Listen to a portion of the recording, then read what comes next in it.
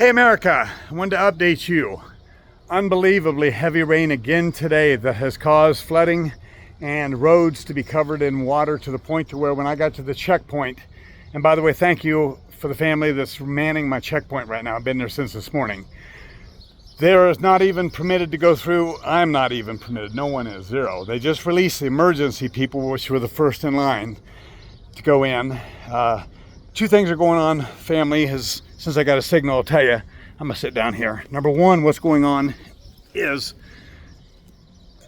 they've been praying for enough volume of water to maybe dislodge the answers to the families to be notified. And between you and I didn't share this yesterday, they were asking me to agree in prayer.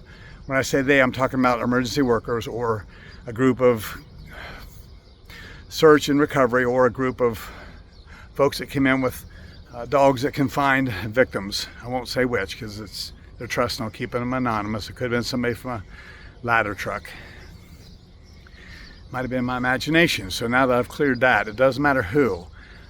They were asking me to agreement and pray, and I'm asking you to agree and pray for a 10. And what that is I'm going to start marking stones with 10. Simply the number 10. And we're believing for a day, maybe it's from this wash, that they'll be able to identify and notify 10 families in one day.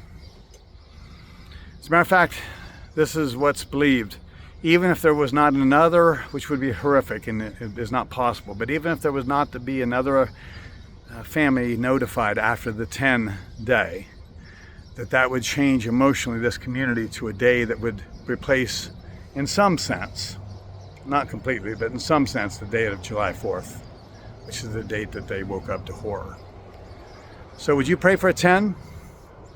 If you're not a prayer person, would you just come in agreement verbally for a 10? Would you just believe the universe for a 10, or whatever your faith base is, or your way of thinking of things? Would you just agree that it's possible?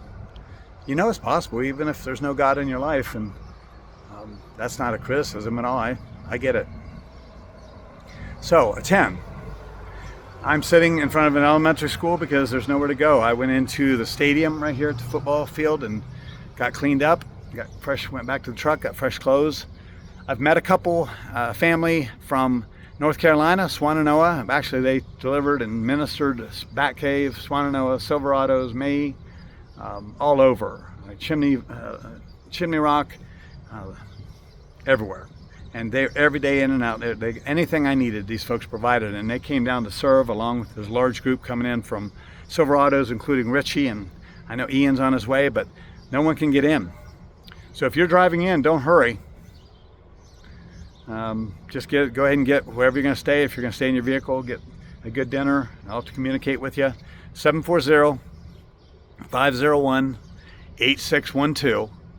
And as you will see, if you want to join us as a base camp, Camp Mystic, you can't miss where we're camped up. It's right across the road, right beside the river. But that can be your base, and you can serve wherever you want. You can take donations wherever you want. You can be gone all day and all night. Maybe I won't see you for a couple, 3 days in a row. It's good. But if you need a name and a base camp to be able to get in and out past the security as it changes every day, I'd love to hug your neck, introduce you to my camp, show you Camp Mystic from a distance, and then allow you to be loose to do what you do best. All right, folks. Cowboy Cares. Again, 740-501-8612. Send me a text. I'll try to get to an area where I can get a signal, but if you try to reach me, even Richie said he's been trying to reach me for 2 days, Ian, everyone, I stay on site, and there's nothing. No water, no power, and no signal. Doesn't make it better. It just is a fact.